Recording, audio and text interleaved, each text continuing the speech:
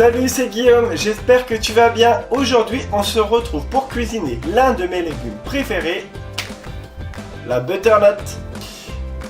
Ou le butternut. La courge butternut, donc ça doit être la butternut. Bon, bref, peu importe. Comment on l'appelle, l'essentiel c'est de savoir la cuisiner. Et ça, je sais faire. D'ailleurs, je rêverais d'en faire un livre, donc si mon éditeur passe par là, coucou. Voilà, ça le petit message est passé. Donc bref, passons à la recette. Aujourd'hui, en fait, on va prendre la courge butternut et on va la faire devenir une pâte. Mais on va pas le mixer, tout ça, on va faire beaucoup plus simple. On va juste couper la butternut, creuser et remplir comme si c'était une quiche en fait. Et vous allez voir, c'est absolument délicieux, super facile à faire et c'est super bon pour la santé et c'est un moyen très facile de faire manger des légumes aux enfants. Alors si tu aimes la vidéo, n'hésite pas à commenter, à lâcher un max de pouces bleus et surtout abonne-toi. Allez, place à la recette. Alors on prend une courge butternut qu'on va couper en deux. Donc attention, le pédoncule est très dur. Ensuite on va commencer par évider la courge.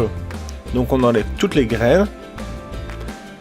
Une fois qu'on a fait ce travail là, on va creuser à l'aide d'une boule parisienne ou d'une cuillère à soupe l'intérieur. Donc on garde les chutes pour en faire de la soupe ou dans un gratin ou comme vous voulez. Donc là on va prendre 100 g de lardon qu'on va faire revenir à la poêle. Pas besoin d'ajouter de matière grasse, c'est suffisamment gras comme ça.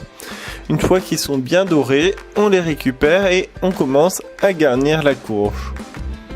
Donc on les met bien de manière homogène et on va ajouter 100 g de dés de jambon, donc que vous placez de manière homogène également.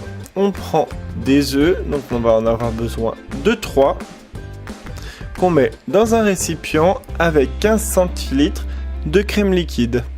On ajoute du sel et du poivre, des herbes de Provence, un petit peu de curry.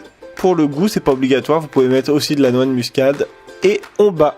Une fois que le mélange est bien homogène, à l'aide d'une louche, on va garnir nos courges butternut. Donc on remplit bien, si besoin on cale les courges avec du papier d'aluminium. Voilà, il ne reste plus qu'à mettre du fromage râpé, donc dans mon cas c'est de la mozzarella, enfin ça mélange mozzarella et mental, donc ça c'est à votre discrétion, et on parsème de ciboulettes pour la déco et pour rehausser un petit peu le goût.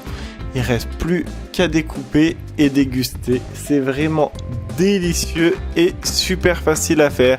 Alors bon appétit et à très bientôt sur la chaîne.